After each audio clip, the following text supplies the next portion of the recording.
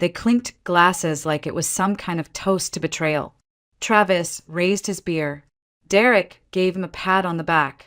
Roger and Elaine, the proud patriarch and matriarch of this lovely little ambush, smiled as if they'd just announced a wedding. And me? I stood there with sawdust in my hair, my shirt stuck to my back from the heat, blinking like I'd been slapped. Not one of them looked at me. Not even Derek, my husband, my partner, the man who had promised me in those exact words, "We're building this together." The words that finally broke the silence came from him.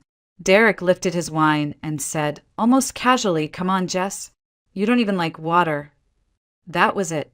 That was the sentence that ended our marriage, right there, in front of the lake house I had just spent 2 years of my life rebuilding from the ground up. The house I had scraped mold out of, ripped walls out of, tiled with my bare hands. The house I had believed, stupidly, naively, would be our future. They gave the keys to Travis, the golden boy of the Harper family, unemployed, couch-surfing Travis, whose greatest life accomplishment was being charming enough to make people forget he never paid for anything. Elaine handed him a manila folder with the deed, transfer papers already signed. Roger made a whole speech about new beginnings and who will really make the most of this place. And Derek, he just nodded. I didn't say a word. I turned around, walked past the grill I had built with my own hands, past the new stone patio I had laid, past the people clapping like they were at a surprise party and not a live betrayal, and I got in my truck. Moose jumped into the passenger seat without hesitation. My dog didn't need explanations. He just knew I was leaving, and that was enough. I didn't even start the engine right away. I sat there for a moment, breathing through the burn in my chest, my hand still aching from the power sander I had used just hours before. I stared at the lake, glassy and calm, and remembered what Derek had said the first time I asked him about the cabin. It's not worth fixing. But when Elaine started hinting that someone should restore it, he changed his tune. And I believed we were doing something together. I drove off without dinner, without closure, without dignity, but not without a plan. By the time I pulled into our driveway in Asheville, the sky was bruised with dusk and my shirt clung to me like wet plaster. I went straight into the garage. Moose followed close behind, nails tapping across the concrete floor. I opened the old file cabinet where I kept our house paperwork, old contracts, license renewals, and there it was, the agreement. 3 pages, typed, dated, signed by Roger and Elaine, co-signed by Derek, witnessed by 2 friends, Rachel and Mike, from our local church group, stating clearly, upon completion of full renovations of the Flat Rock property, Jessica Harper and Derek Harper will receive joint ownership of 50% of the home. They had forgotten about it, but I hadn't. I scanned it, saved it, and by the time I fed Moose and took a shower, my lawyer Carl had already replied, "We need to talk tomorrow morning. Bring everything." I leaned against the counter in my bathrobe, dripping wet, hair still heavy with lake dust, staring at the scan document on my phone, and I smiled. A quiet, cold smile, not because I was happy, not even because I felt vindicated, but because I realized something. They thought I was just the woman with the hammer, but I was also the one with the contract. 2 years earlier, the cabin was a joke. That's what Derek called it the first time we drove out there. "It's a moldy shoebox with termites," he said, half laughing, as we stood in the driveway of the long-abandoned Harper family lake house. Flat Rock was beautiful, don't get me wrong.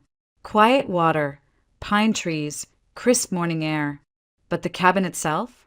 Rotting deck, broken windows, roof sagging like a bad toupee. I looked around and saw nothing but work. Derek's mom, Elaine, wrinkled her nose like she was doing us a favor just by showing it to us. "It was built by Roger's father in the 70s, she said. "But we haven't had the time or energy to fix it. It's a burden, really." She said that word twice, burden, as if planting the idea in my head. She was good at that, planting things, manipulating softly. Then she looked at me, one hand on my shoulder. "But you You have the skills, Jessica. Maybe this place just needs someone with vision. Derek chimed in like it was his idea all along. You've always wanted a project of your own, babe. This could be it. We could fix it up together. Airbnb it. Spend weekends here. Use it for family. Maybe even retire in it someday. I raised an eyebrow. You hate fishing, and water, and yard work. He laughed. But you love this kind of stuff. And think of Moose. He'd love it here. I should have seen it then, but I didn't. I wanted to believe in the dream. Not the cabin. The future. Something we built together. Something that was finally ours. But what do your parents think? I asked, trying to stay grounded. Elaine and Roger had a long history of vague promises and quick withdrawals. They once gifted us a car, then asked for the title back when Derek's sister needed it more. Derek waved me off. They're fine with it. They're just glad someone's willing to take care of the place. Mom even said we could talk about putting it in our name once it's worth something. That sounded like air to me. Pretty meaningless air. So I said flat out, I'll do it. But I want something in writing. Derek rolled his eyes. You don't trust my parents? I didn't answer. He knew the answer. A week later, I drafted a short agreement on my laptop. Simple language. Nothing fancy. Just a clear outline. After completion of full renovations, 50% ownership of the cabin would be transferred jointly to Jessica and Derek Harper. Roger signed it with a grunt. Elaine smiled too quickly. Derek looked uncomfortable, but added his name anyway. I brought 2 friends to witness it, Rachel and Mike. I didn't make a scene. I didn't make speeches. I just filed it away quietly. I think they all assumed I was just being formal, maybe even dramatic. Maybe they thought I'd forget about it, but I didn't. The next day, I loaded up my truck with supplies, strapped Moose into the passenger seat, and drove to Flat Rock. It was cold that morning, the kind of chill that settles deep in your bones. I walked through the front door and stood in the middle of the rotting living room. The floor creaked beneath my boots. The air smelled like mildew and old lake water. Paint peeled off the walls in strips. I remember saying it out loud, just once, to Moose as he sat beside me.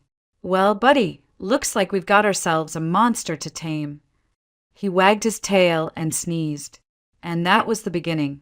The first hammer swing of 2 years I'll never get back. 2 years I would pour into a house that was never really mine. Not to them. Not to Derek. Not even to the people who smiled and shook my hand. But it was mine, in the way that only people who build with their bare hands understand. And I was going to make sure the world saw that. One nail, one beam, one broken promise at a time.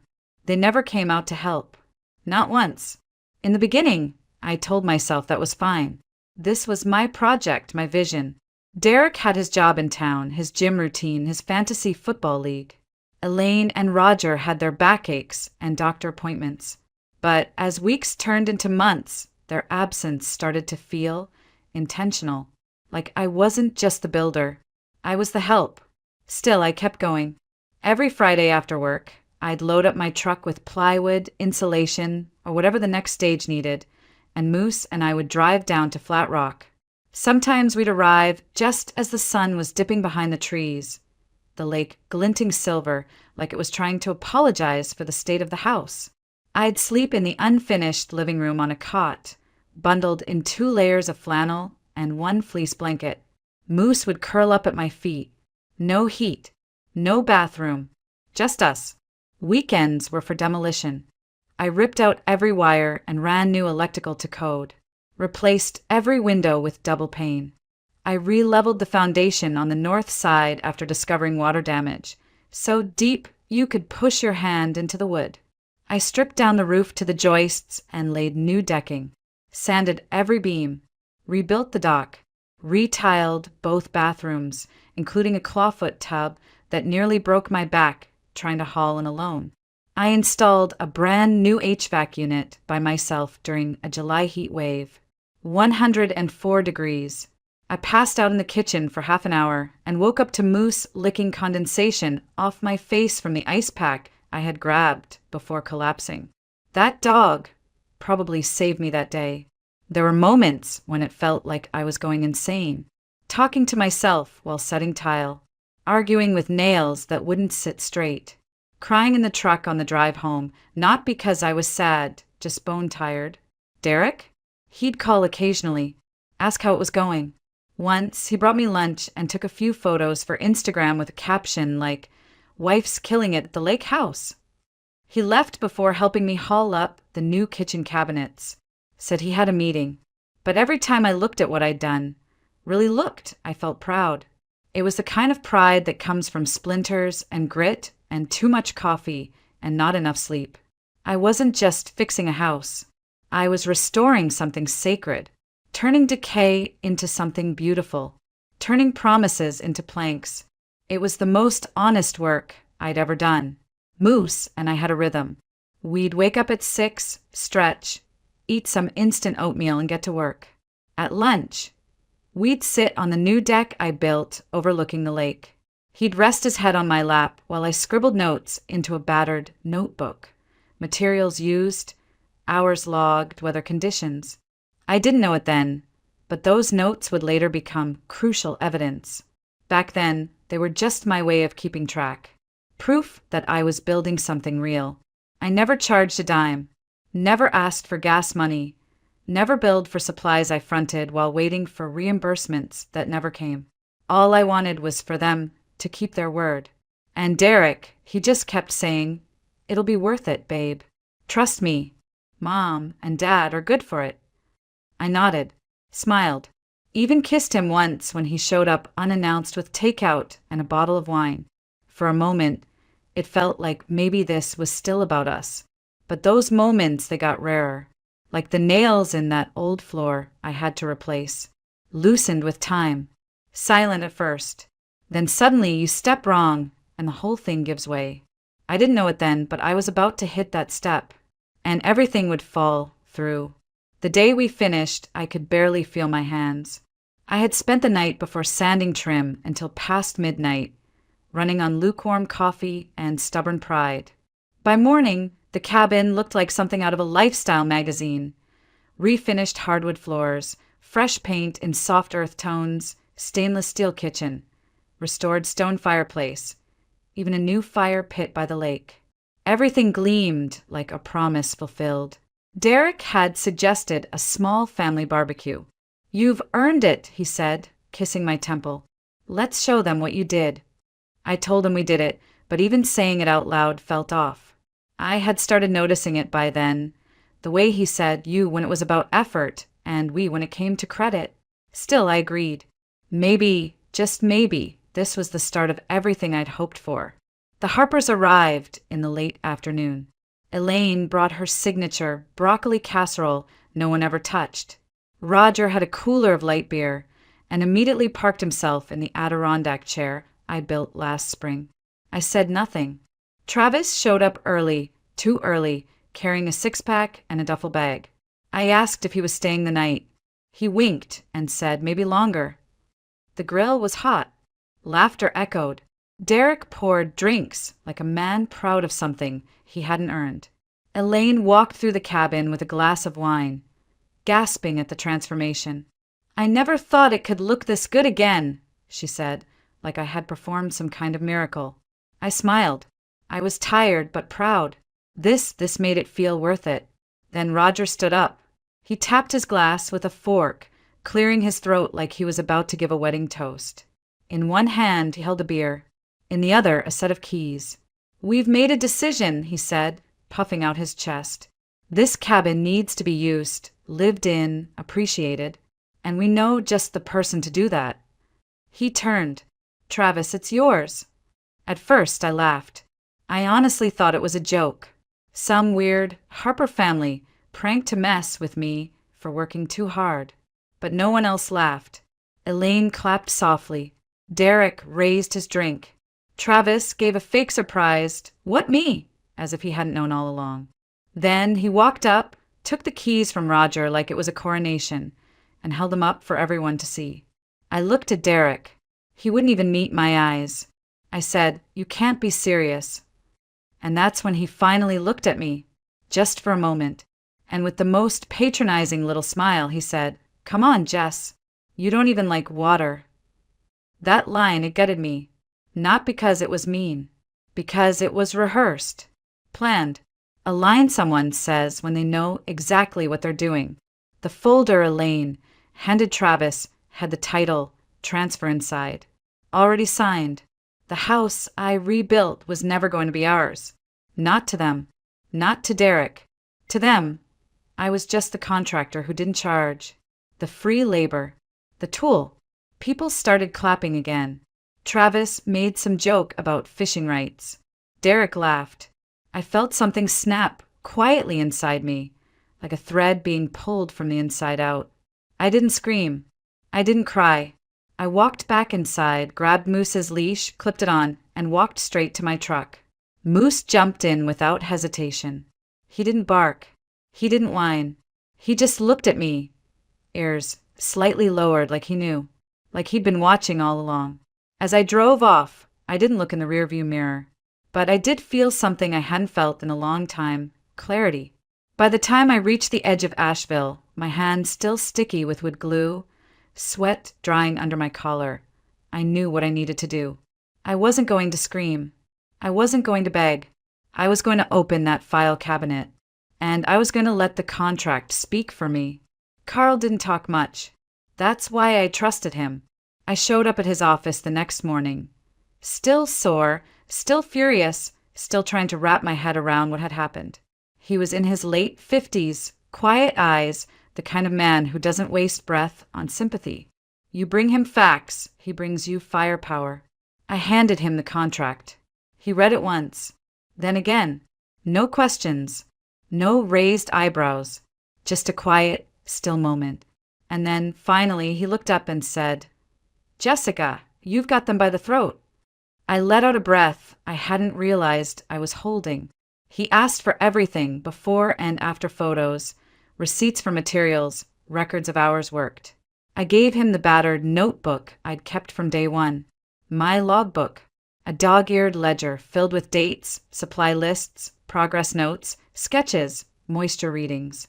I had documented every nail, every storm delay, every inspection passed, not because I thought I'd need in court, but because it was mine, my way of staying honest with myself.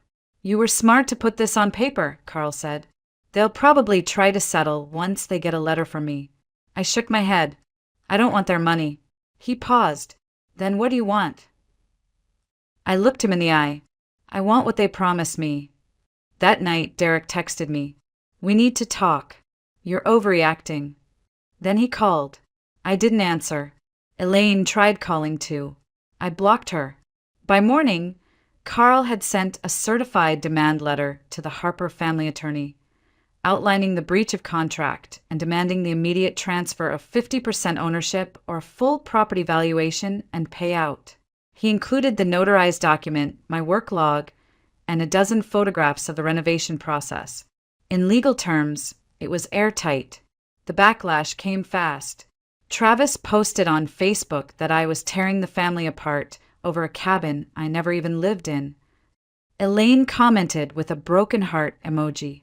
Roger called me ungrateful in a mass text. Derek left a voicemail I didn't even finish. Something about loyalty. Something about family. Moose and I stayed quiet. Instead, I kept working. Took on a new bathroom remodel job in South Asheville. Put my headphones in. Let my tools drown out the noise. But inside I was seething. They weren't just trying to gaslight me. They were trying to erase me. Pretend I was never there. Never the one who bled into those floorboards. Who inhaled that mildew for 2 winters straight. They thought if they piled on enough shame, enough guilt, I'd walk away quietly. But they forgot who they were dealing with. I've never been loud. I don't scream in arguments. I don't throw plates or threaten lawsuits just to scare people. But I keep records. I follow through. And when someone signs their name on a promise, I don't let it slide. 1 week later, Carl called. They responded, he said, his voice like stone. They're claiming it was a verbal agreement, that they don't recall signing anything. They're offering you 15 grand for your trouble. I didn't laugh. I didn't even blink. File the suit, I said. Carl didn't hesitate. He added claims: breach of contract, unjust enrichment, and his favorite, a count of fraud. That last one might not stick, he said, but it'll make them sweat.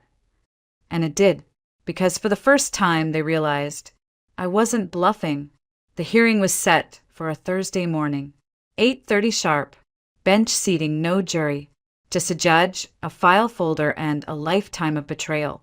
Carl showed up in a charcoal suit, calm as ever, holding a poster board with a blown-up copy of the contract taped across it, signatures, dates, witnesses.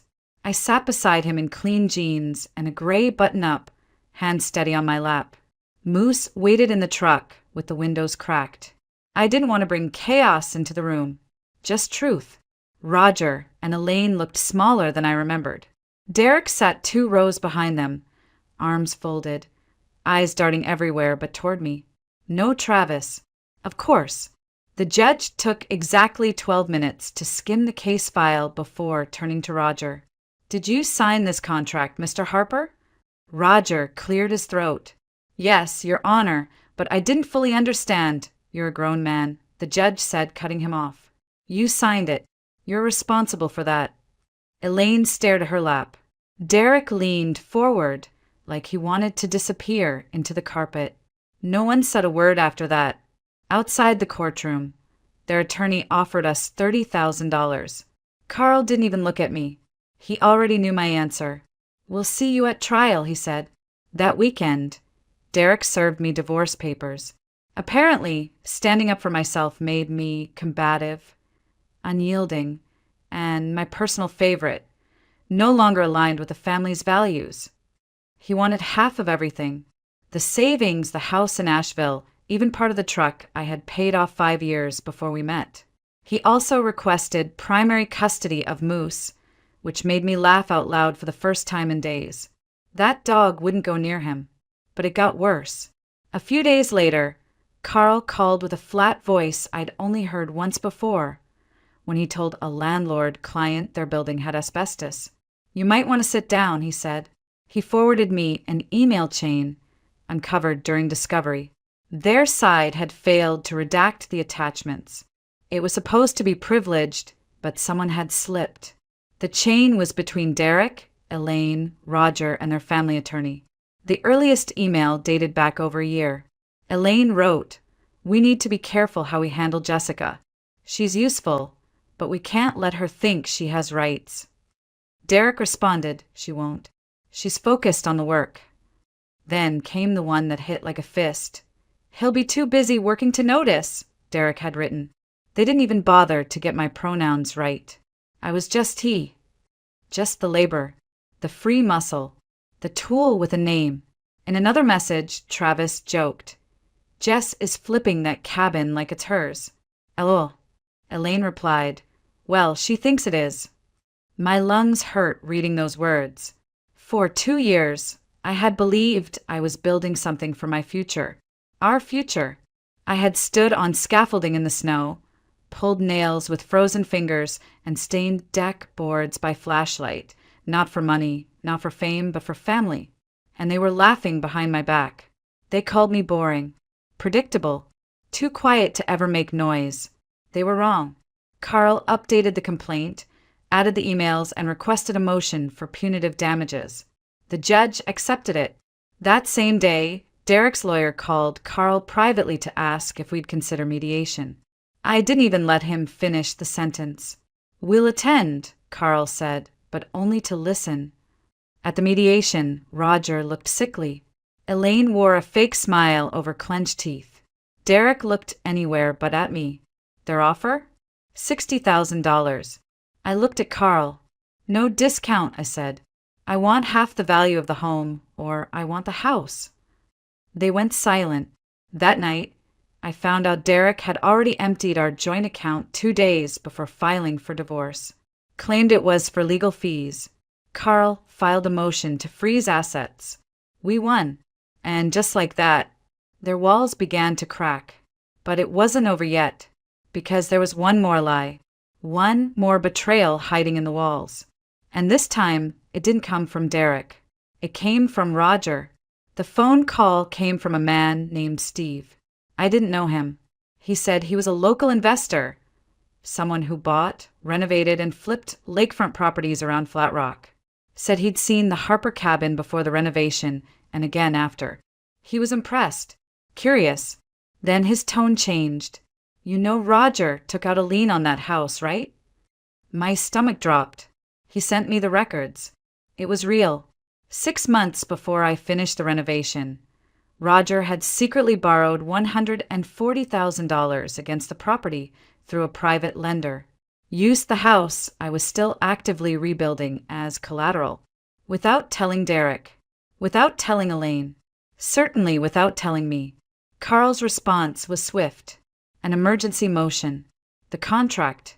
The renovation log. The proof that I, not Roger, was the one who had added value to that home. The judge was livid. Roger and Elaine tried everything. Claimed Roger's health was deteriorating. Claimed Travis was emotionally attached to the house. Claimed I was destroying the family. Carl just stared at them and said, "This is what happens when you lie and get caught." The judge ordered the cabin sold. I listed it through a real estate agent I trusted. We got 5 offers in 2 weeks.